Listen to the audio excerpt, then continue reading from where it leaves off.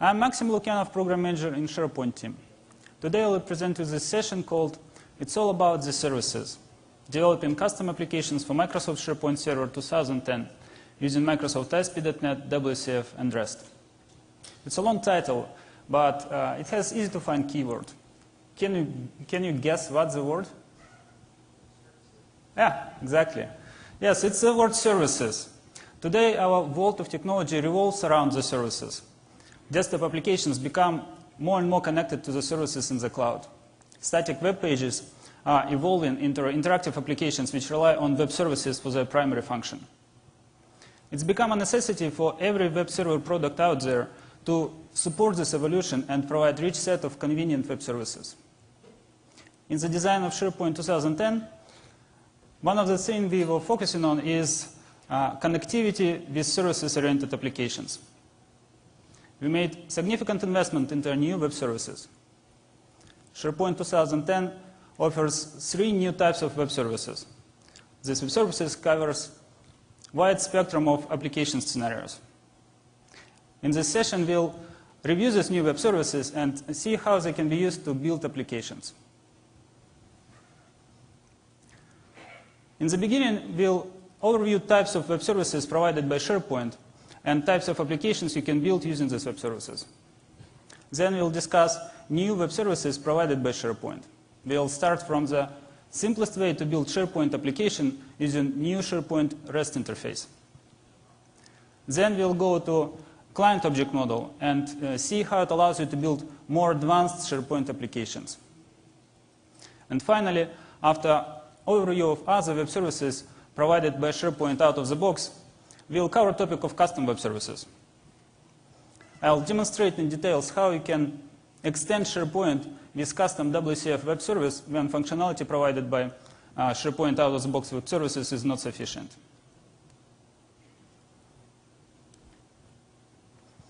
SharePoint 2010 is designed to be friendly to services-oriented applications.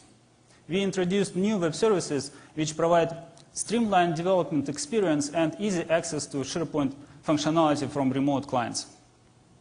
We support Web 2.0 type of applications hosted in the browser, written in JavaScript or Silverlight. Classical .NET client applications, and even applications built on other platforms and languages. All these applications have access to an extended collection of SharePoint web services. New SharePoint REST interface exposes SharePoint lists and libraries as a relational data service. As a standards-based interface, it is good for interoperability with other platforms. SharePoint client object model provides remote access to the functionality of the SharePoint server-side object model. In version 2007, SharePoint SOAP web services provided access only to a fraction of functionality of SharePoint. While on the server side, SharePoint has very rich object model, on the client side, only a subset of this functionality was available. In SharePoint 2010, we remove this limitation and offer client object model. Client object model fulfills many of the functionality gaps of the web services in SharePoint 2007. But if combination of client object model and SOAP web services is still not sufficient for the needs of your application, you can extend SharePoint with your own custom web service. And now not only ASP.NET web services are supported, but also WCF-based web services are natively supported by SharePoint 2010. No workarounds are needed to host WCF web service in SharePoint 2010. This is improvement over 2007 version. From this diagram, you can see that in this session, we'll focus on web front-end web services of SharePoint. SharePoint also has very sophisticated infrastructure for back-end web services. But in this session, we won't cover back-end web services, and we'll focus only on web front-end.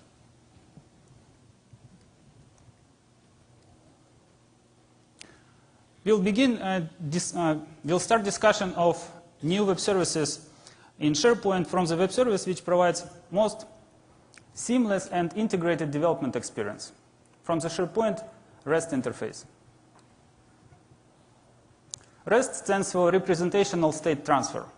It's an architectural style focusing on decoupling and scalability of services. In SharePoint, REST interface provides access to SharePoint lists and libraries.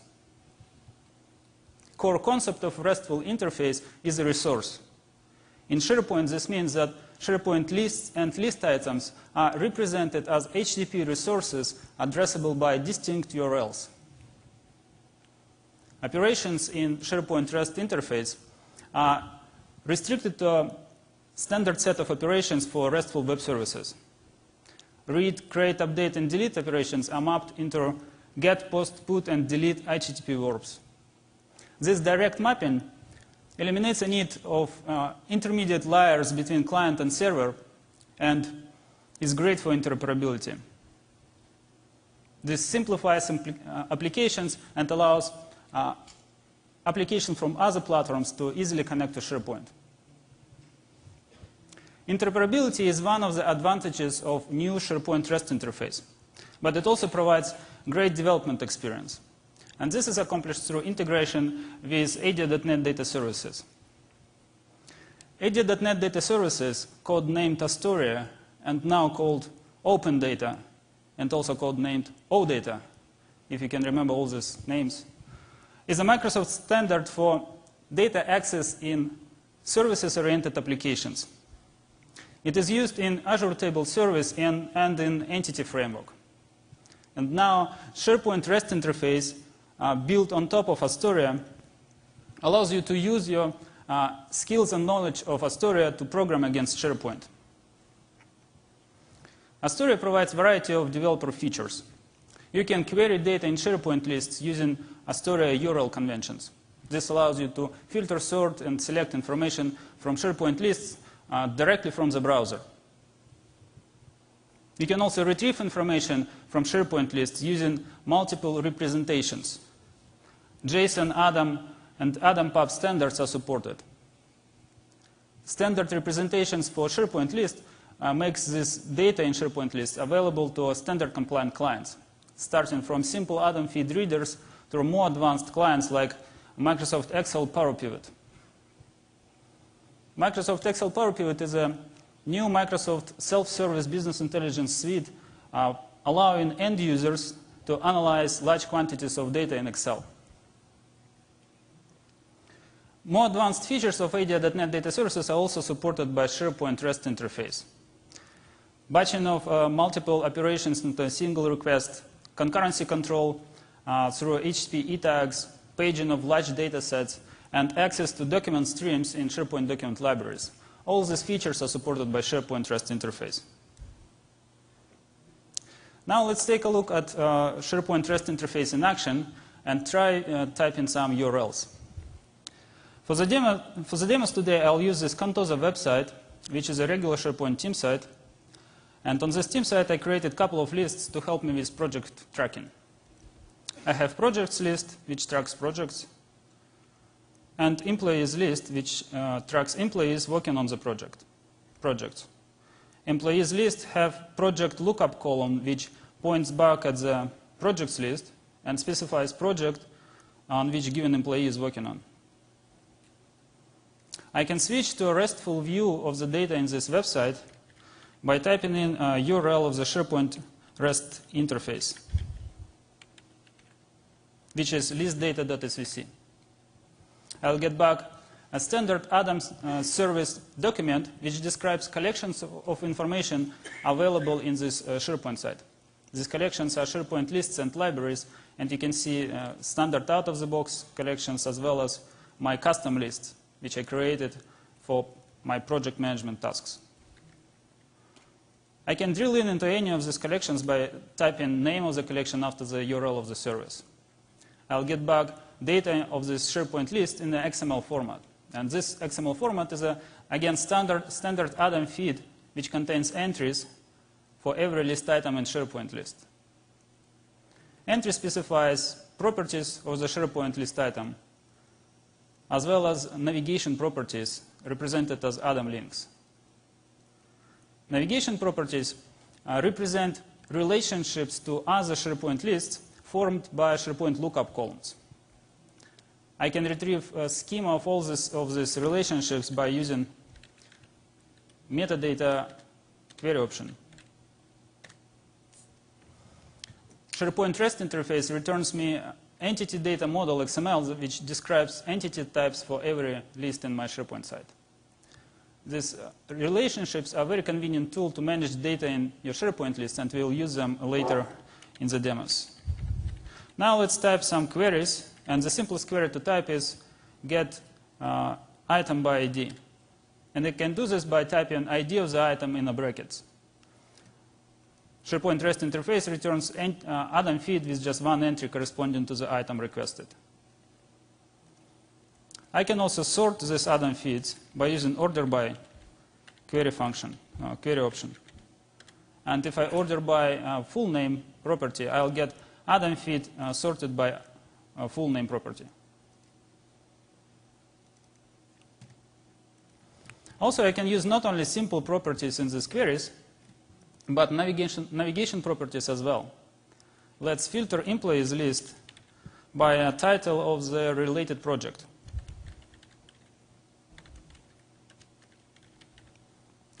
This query allows me to select only employees from the employees list, which works, for example, on the project called samples. This query is a very flexible mechanism to work with SharePoint list data in XML format. And now, any application which can send these URLs to SharePoint can retrieve data from SharePoint lists in XML format. So this query works great, but you might wonder how they're implemented under the covers. Are they efficient or not? The answer, of course, yes, because I answered this question. I asked this question. SharePoint REST interface takes advantage of new capabilities of SharePoint data store and executes all story queries efficiently. Not only we added new web service on top of SharePoint data store, but we also improved data store itself to make it more flexible data store for custom applications. In this case, SharePoint REST interface uses new joins feature of SharePoint lists. When SharePoint receives this Astoria query, it translates this query into a native SharePoint query called camel query. In this example, employees list is filtered by title property of the related project. This query is translated into equivalent camel query, which contains join between employees and projects list, projection of the title field from the project list, and filter on its value. This XML of the camel query is then taken by SharePoint object model and executed efficiently using SQL storage procs of SharePoint. These storage procs make sure of applying all relevant permission checks and business logic of SharePoint site to the results retrieved using this query.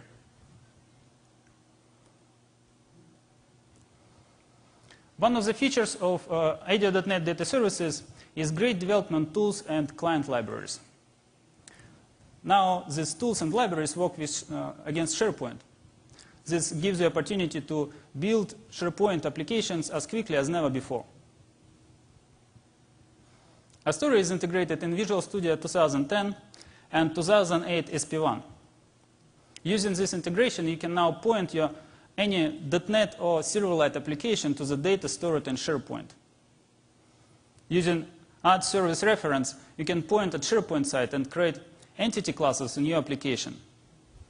These entity classes will represent SharePoint lists of the SharePoint site, and properties of these classes will represent columns of this list. You can use these entity classes to specify language-integrated queries and for IntelliSense.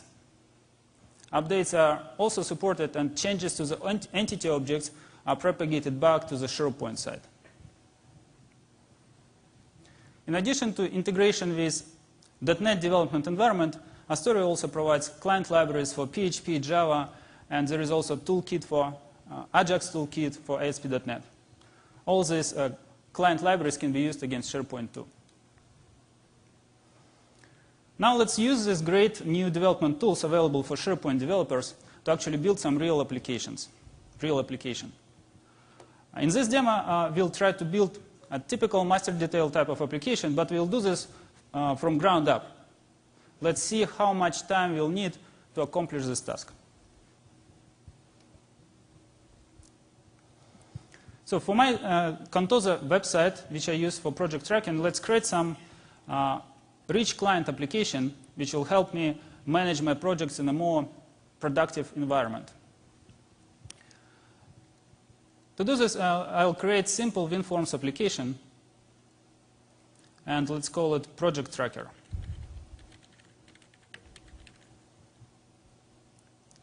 The first step in creation of this application is to connect it to a data stored on my SharePoint site. Now, with new integration tools in Visual Studio, I can connect it directly to SharePoint. In addition to database, service, and object types of data sources, Visual Studio now supports SharePoint as a first-class data source. Let's use this new option, and I'll copy-paste URL of my website. And after I click Go, Visual Studio will connect to our REST interface, retrieve entity data model of the SharePoint site, and create entity classes in my application. Strongly typed data source will be attached to this service reference as well. So I'll use original name and instruct Visual Studio to create this service reference. Now I can use this data source that Visual Studio created for me to actually define a user interface of my application.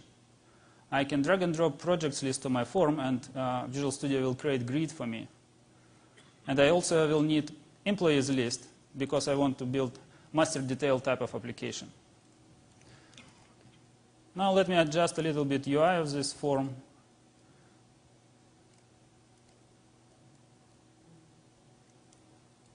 And I can remove some unnecessary columns generated for me by Visual Studio. The good thing is I can manipulate columns with, using their original names. This is benefit given to me by Visual Studio because I'm working with strongly typed data source. And I'll do the same with the employees list.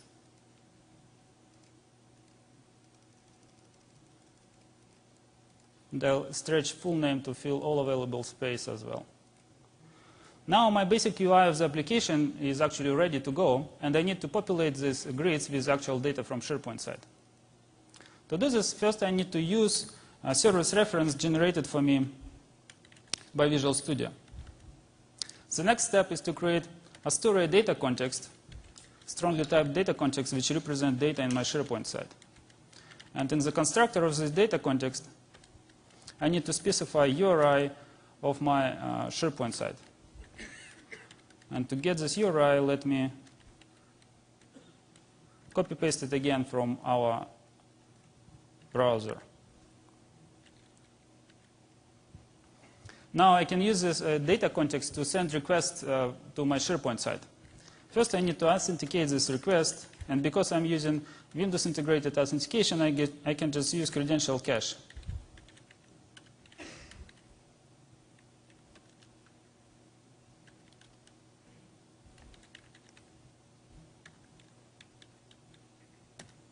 And I'll use default credentials from the credential cache.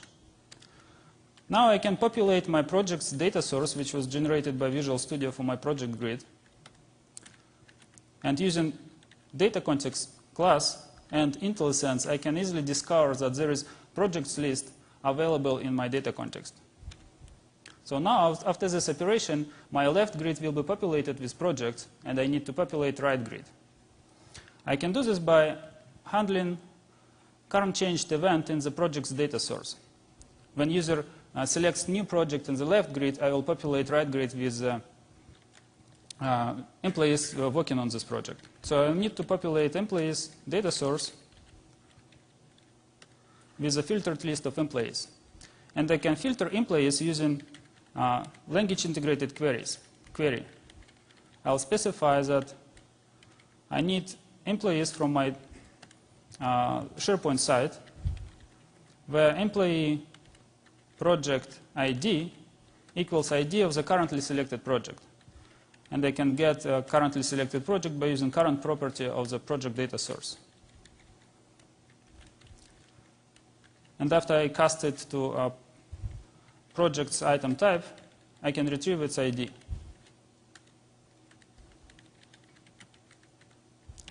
Notice here we are using navigation property project, which was mapped from the lookup column project, which I created in my employees list. Let's test this application and see what it does.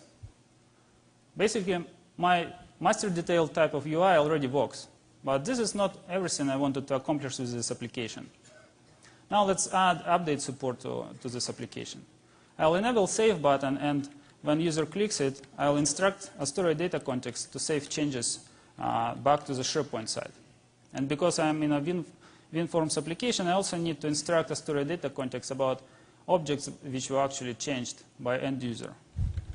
And to do this, I'll use update object method of the story data context. And again, I'll use current property of the project data source to indicate which object was changed. Now, if I run this application, we can try to change, for example, samples project. And let's add changed prefix to it. Now, when I click Save, these changes should be propagated back to the SharePoint site. Let's test whether these changes actually affected our original SharePoint site. And as you can see, our samples project was changed. Let's take a step back and look at what we have accomplished here. In a few lines of code and a couple of drag and drops, I actually built quite complete master detail type of application with update support. If you tried to develop this type of application for SharePoint 2007, there was no way we could have done anything close to this in the amount of time we spent on this application. This demonstrates new level of development experience which we target for SharePoint 2010.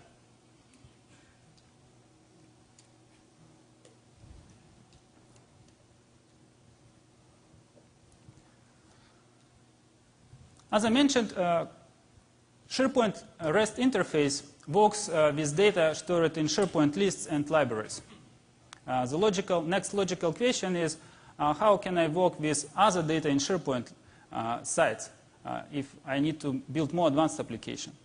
In SharePoint 2010, the answer is client object model.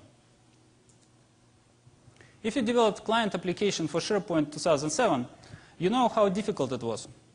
Before you can get data in and out of SharePoint site, you needed to develop these wrapper classes, which will take XML of SharePoint SOAP web services and convert them into native objects of your application.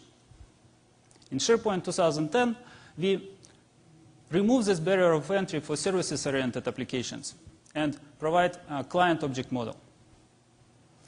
Client object model is a pre-built native library of SharePoint objects which is shipped for primary types of client applications. Client object model is available in JavaScript, .NET, and Silverlight variants. It is unified across these platforms, which means that client object model classes and methods are the same in just JavaScript, .NET, and Silverlight. This allows you to learn client object model once and use your knowledge across the platforms.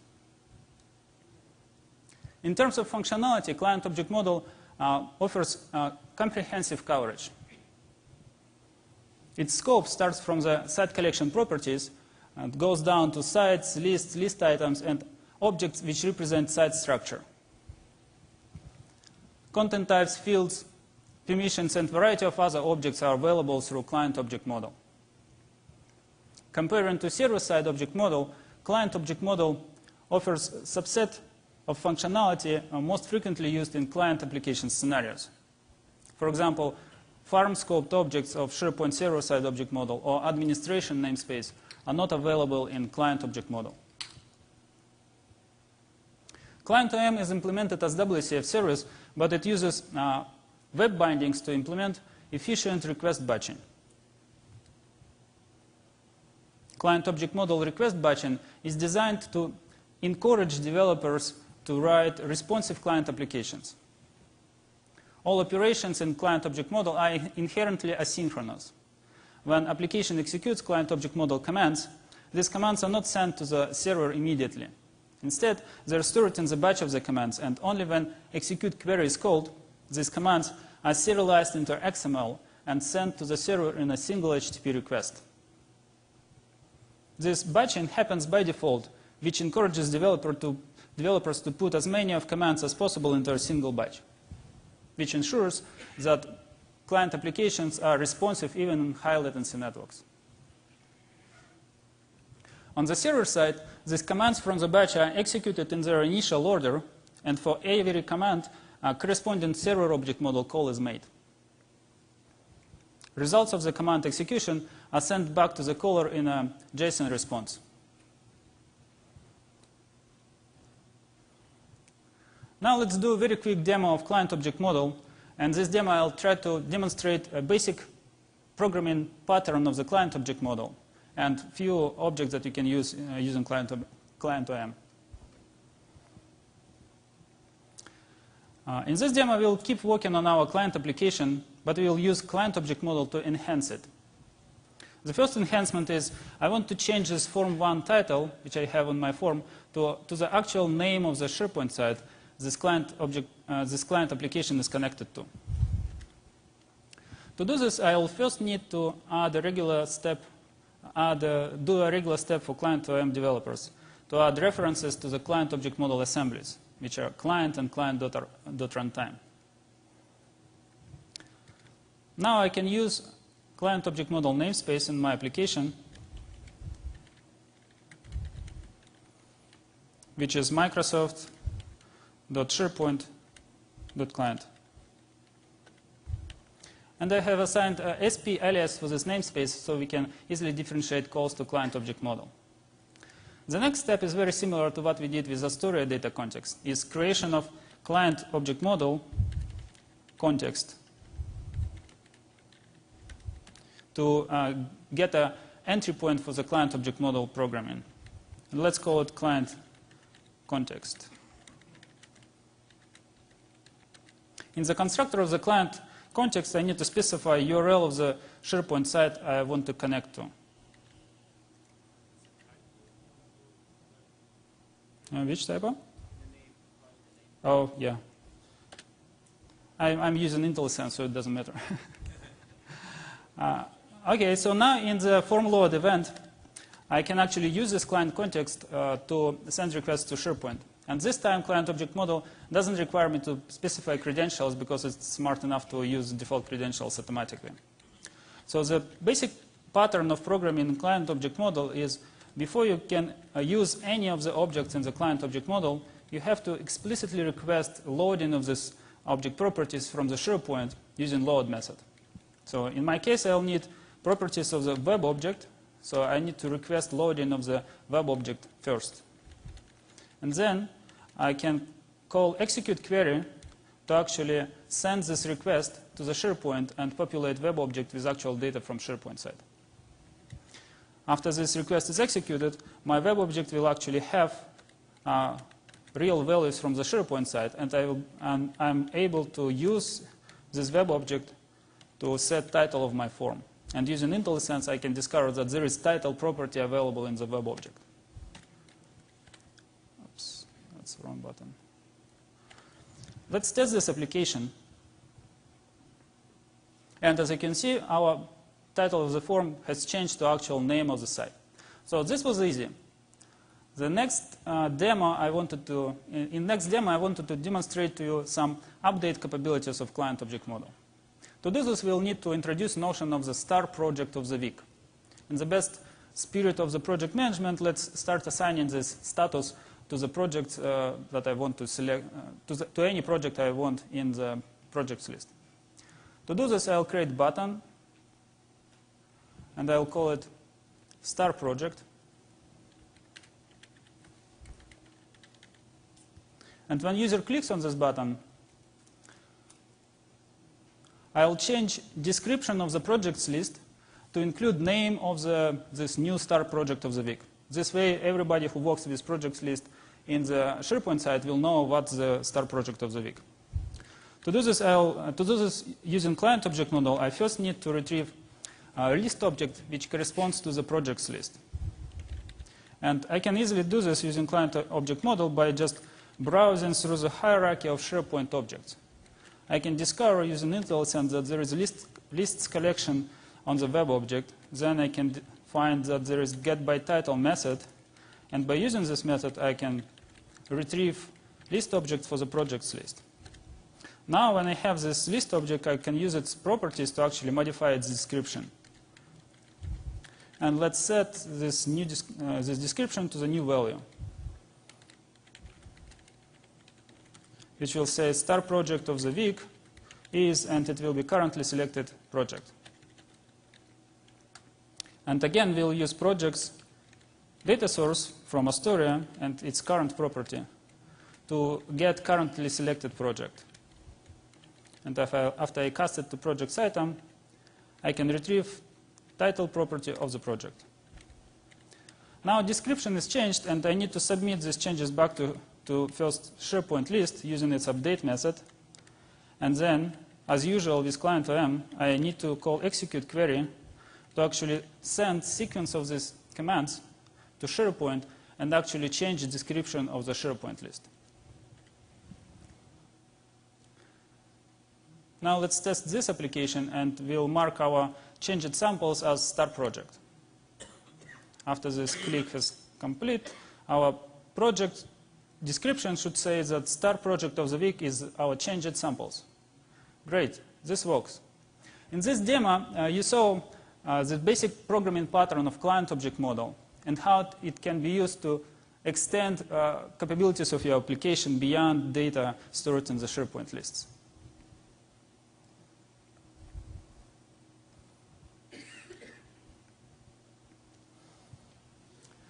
So far, we covered two new web services in SharePoint: SharePoint REST interface and client object model. These two new web services provide access to the most common functionality of SharePoint sites. But SharePoint has more than that. Especially advanced features of SharePoint Server, which are not available in SharePoint Foundation, expose their functionality through a set of specialized web services. Depending on the needs of your application, you might need to use these web services. To give you a perspective of what web services are available, I listed some of them on the slide, and a complete list is available on MSDN. For example, user profile, people search, enterprise metadata, and even document clustering is web services available for developers, specialized web services. So how to choose which web service to use? The answer is completely determined by functionality needs of your application. If your application is simple and works only with data in SharePoint list, you can use just REST interface, as it provides simplest development experience. If you need to work with other data in SharePoint sites, you can use client object model, which replaces all the less convenient SharePoint SOAP web services. And finally, if client object model doesn't provide you required functionality, you can find specialized web service which provides this functionality for you. And actually not for And finally, if there are no out-of-the-box web services which provide functionality required by your application, you can extend SharePoint and develop your own custom web service. SharePoint 2010 supports ASP.NET and WCF-based custom web services. Both of these technologies can be used to develop SOAP style or REST style of web services. ASP.NET offers request handlers, and WCF provides web bindings to develop RESTful web services.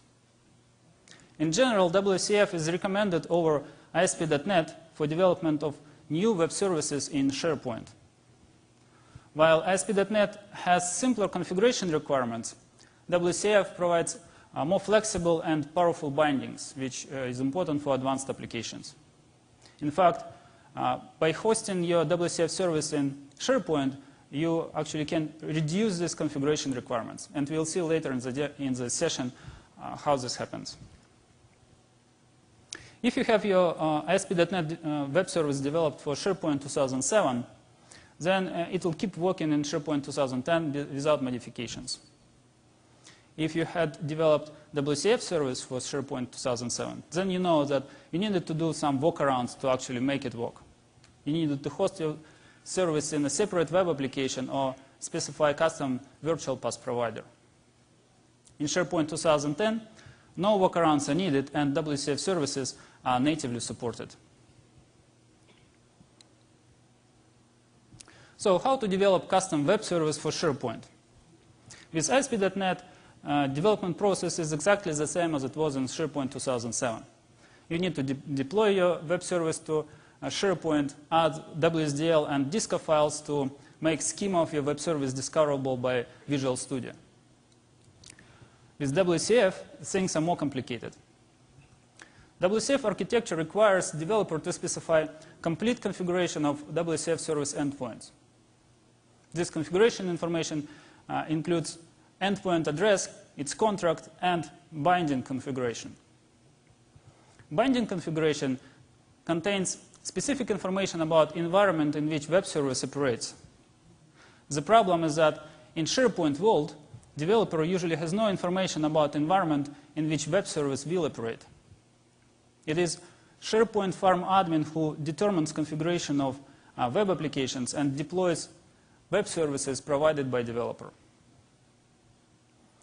For example, SharePoint admin can choose from variety of authentication schemes supported by SharePoint, or even enable multiple authentication schemes at the same time. Also, it is possible to assign multiple addresses to the IIS web application. In these cases, WCF requires separate WCF endpoints for every authentication scheme and address. This type of configuration information cannot be provided in a static form. Therefore, web.config type of configuration cannot be used. The solution is dynamic configuration, or in WCF own terms, programmatic configuration. This solution will be available, this solution we'll discuss in a second, but it will be available only in the release version of SharePoint. Currently, it is not available in a beta version which we announced yesterday.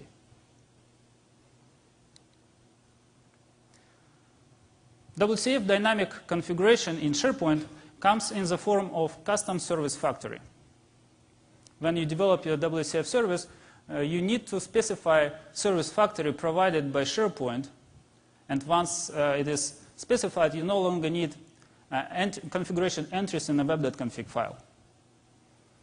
SharePoint Service Factory at runtime will configure appropriate endpoints for your service automatically. You can also instruct SharePoint Service Factory to automatically create metadata exchange endpoint for your web service. You can do this by using this specialized attribute on your service class.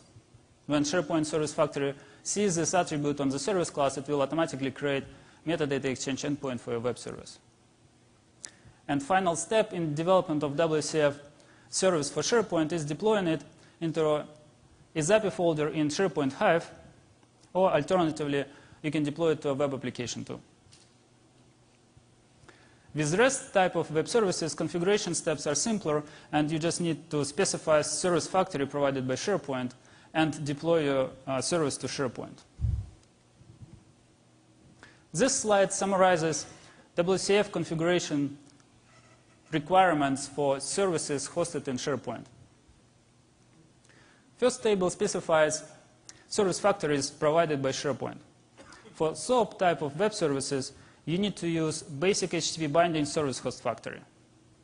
This service factory will create endpoints for a service based on the basic HTTP binding. For REST type of services, SharePoint provides web service host factory, which will create endpoints with web bindings. And for AD.NET data services, you can use data service host factory. The second table summarizes attributes which you can apply to your service class, including metadata exchange endpoint attribute, which we discussed already.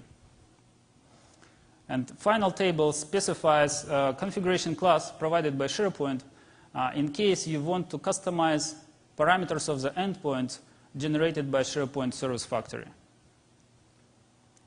If capabilities of this configuration class are not sufficient for your needs, you can also develop your own custom service factory which will create endpoints for your web service dynamically.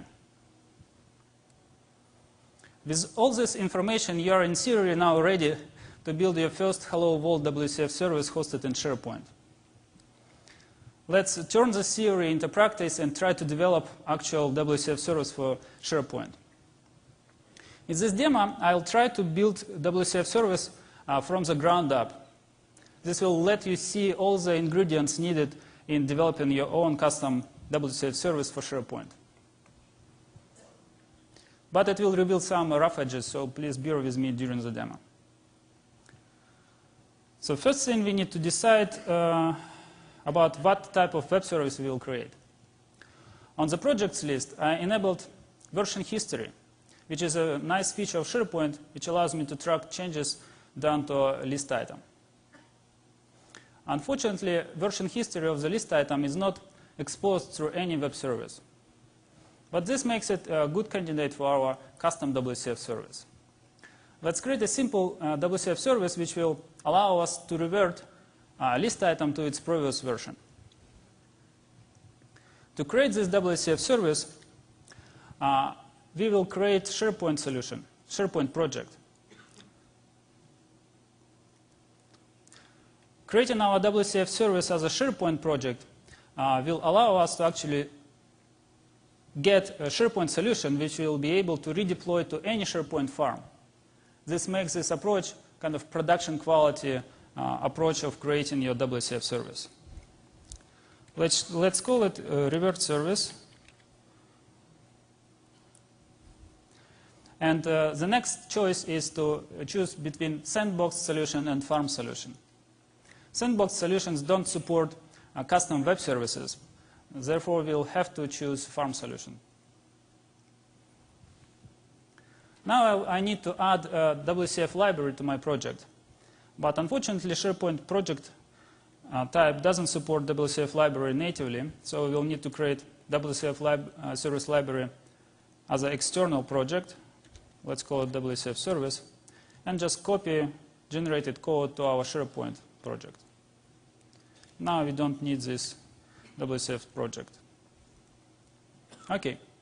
Now I need to add references to the assemblies of the WCF. We'll need service model, runtime serialization, and also we'll need SharePoint client.server runtime.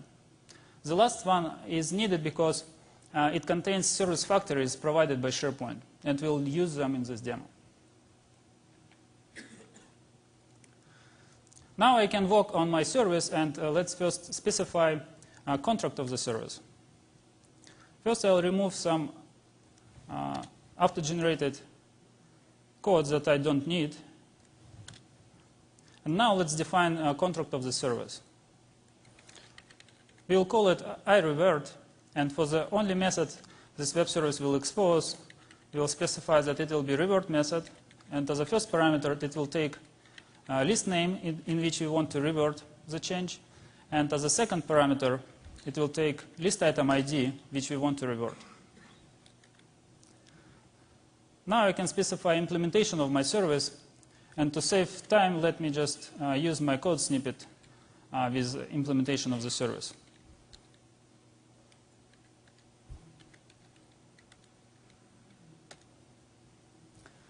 In this implementation, you can see that our service uses SharePoint object model to retrieve list by its name, then retrieve item from this list using specified ID, and then it uses a version history object model in the SharePoint server-side object model to check for the presence of the versions, and then it reverts one version back.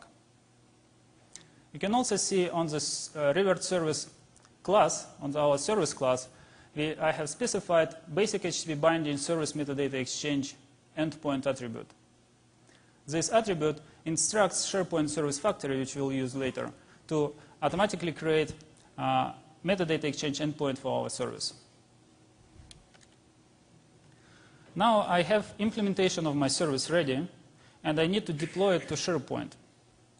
And for this, I'll use a new feature of SharePoint tools called mapped folders. And I'll just map isAPI folder from SharePoint Hive to my project. For the purpose of demo, I don't need this folder, and I'll create registration file for my service directly in the isAPI folder. And I'll call my registration file revert.svc. For the content of this file, let me again use pre-built template to save time. And in this service host declaration, you can see how service factory provided by SharePoint is used. We use this namespace where all service factories live, and we specify multiple base address basic HTTP binding service host factory. This is a correct type of service factory for SOAP style of web service which we create. This service host declaration also specifies name of our service class, and it uses this token to specify strong name of the assembly. Unfortunately, Visual Studio by default doesn't process these tokens in the SVC type of files. To work around it, we'll need to put some additional instructions in the project file.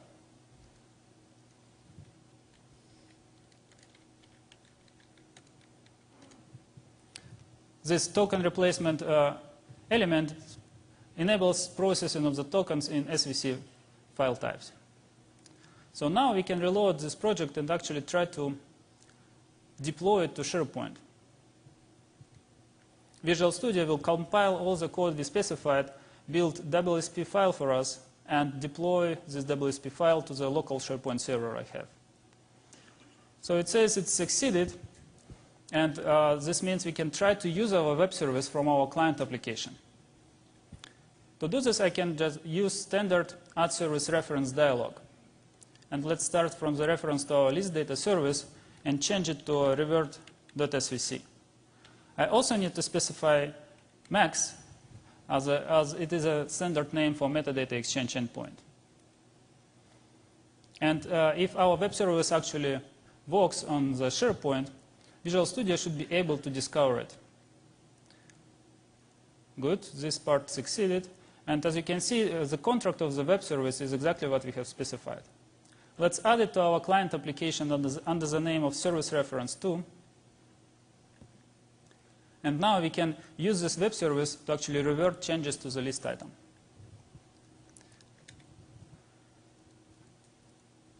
To create this revert operation, I will create additional button, and I will call it revert. And when the user clicks on this button, I'll insert, again, using code snippet, standard WCF proxy setup code and actual call to the service. Let me resolve references to the assemblies.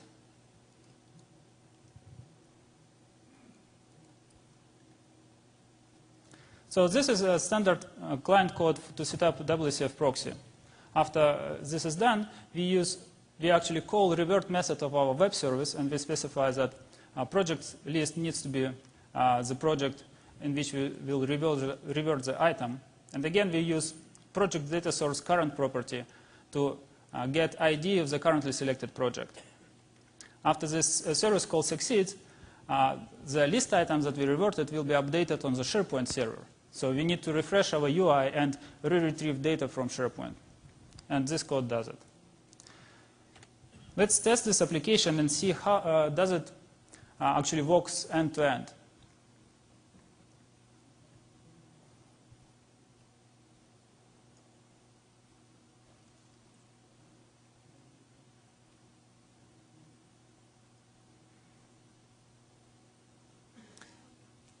During deployment of WCF service, Visual Studio actually restarted IIS process, so application pool, and therefore it requires some time to warm up the process. Okay, now it's working. And let's try to revert changes we did to our samples project back. Voila, it succeeded. So our WCF service actually works and was able to revert changes to the samples project. Last check, let's refresh our SharePoint site and see whether these changes were applied to the server, to the actual list item on the server. Again, our application pool needs to warm up, so we'll need to wait a little bit.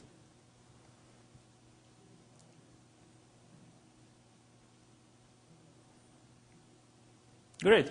These changes were populated to the SharePoint site.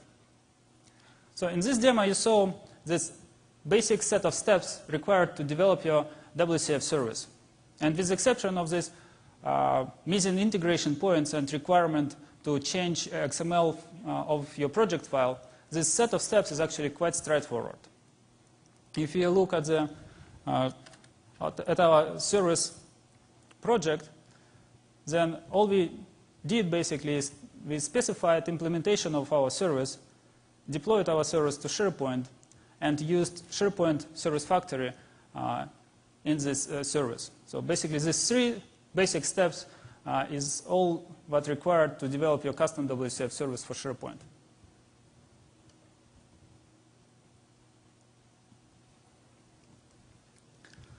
So now when you know these basic steps in deploying SharePoint service, let's make a deeper dive into configuration details of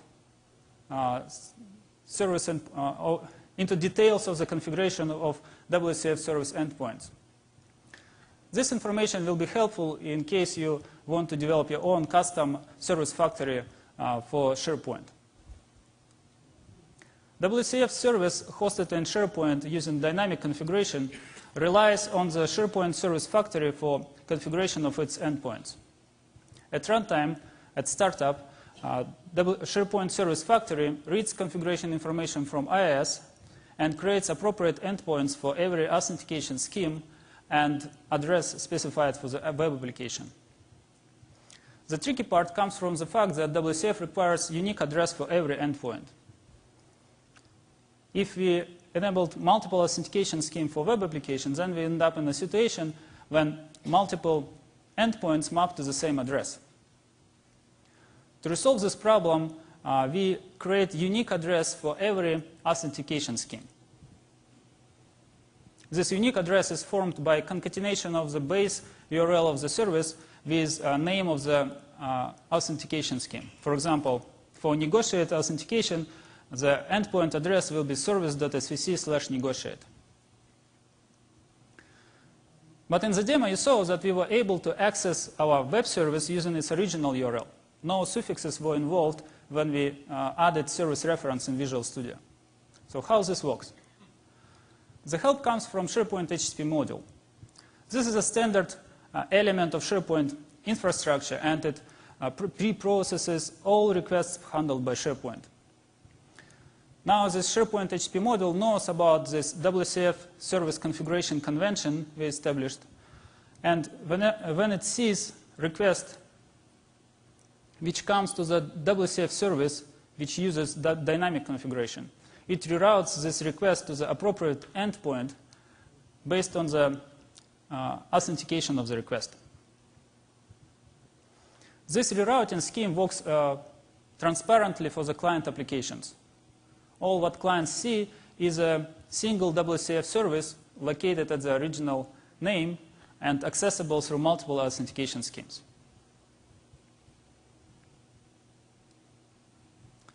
This concludes our discussion of WCF, and in conclusion, let me do a quick recap of what we covered in this session.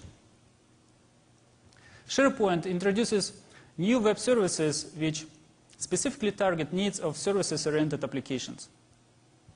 New REST interface and client object model provide integrated and productive development environment for JavaScript, .NET, and Silverlight applications.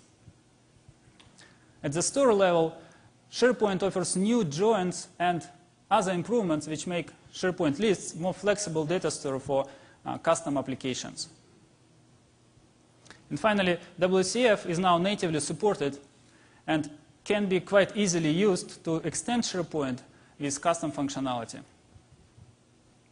With all these features, SharePoint 2010 will be a great platform for services-oriented applications. And now, with the release of public version of SharePoint Beta, you can try most of these features that we covered in the session right now. So I encourage you to go ahead and download beta version of SharePoint and try client object model REST interface in your applications.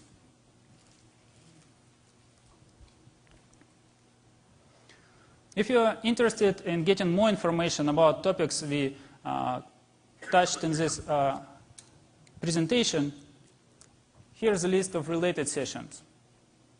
Pablo Castro had a topic on AD.NET data services. If you want to know more about capabilities of SharePoint REST interfaces, you can watch this topic, as SharePoint REST interface is based on the AD.NET data services. Mike Camerlan had a dedicated session on client object model earlier today. If you missed it, please watch it and you'll know more details about client object model and how it can be used, for example, in JavaScript environments. If you want to know more about capabilities of SharePoint Data Store or other enhancements to the SharePoint programmability, you can also watch overview of SharePoint programmability. And if you have other questions, please feel free to ask them.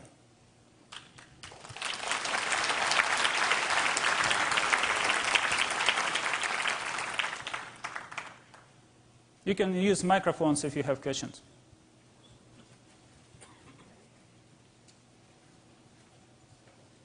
How does the client object model handle concurrency?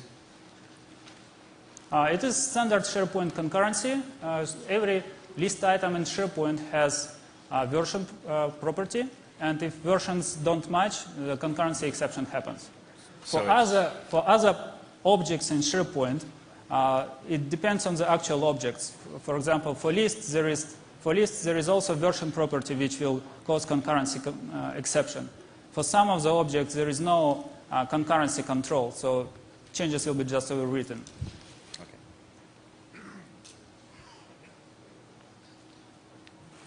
Do you have a reference implementation for like the Java version using the REST API? Particularly like something that uses OAuth wrap or some other security mechanism? ASP.NET Ajax Toolkit actually has rich controls, data source control and data grid control for Astoria data sources. I encourage you to look at those tools because they're very easy to use and basically pre-canned functionality that you're looking for. And I mean, in particular for connecting, I mean, obviously if, you know, if SharePoint is set up in an anonymous fashion, it's pretty easy to use the, you know, REST API, but, you know, for securely connecting, I'm on some other authentication scheme. Yeah, for other authentication schemes, you need to take care of providing all the authentication headers, retrieving these authentication headers basically manually. The Astoria client libraries, as far as I know, don't provide built-in support for authentication schemes. So basically, but it allows you to, it provides you with extension points when you can specify all this information before a request actually sent to the server. So you can add HTTP headers required for the authentication of your request. Okay.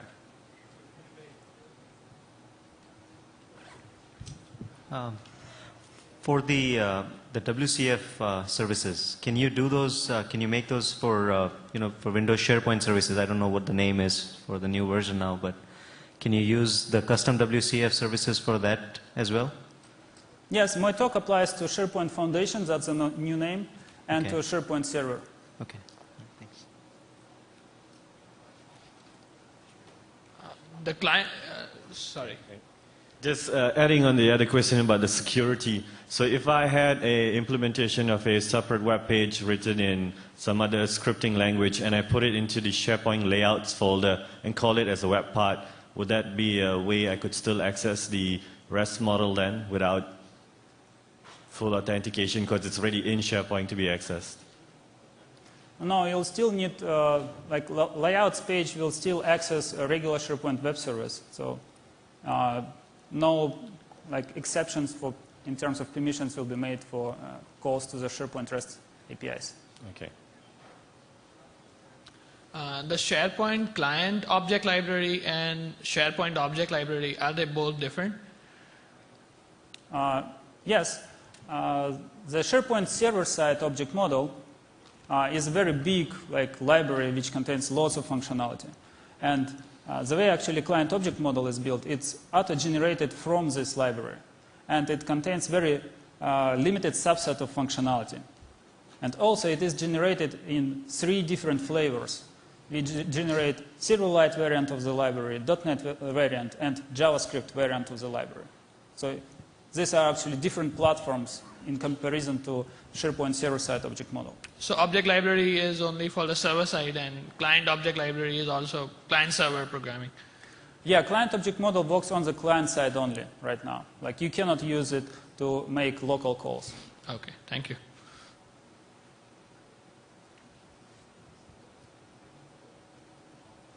Okay, if you don't have other questions, few last things to cover. Please provide your feedback. I would like to learn how to improve.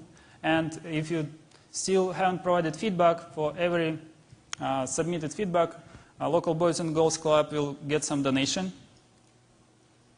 And if you are interested in more information, Channel 9 on MSDN has lots of content about new SharePoint and about other technologies from Microsoft.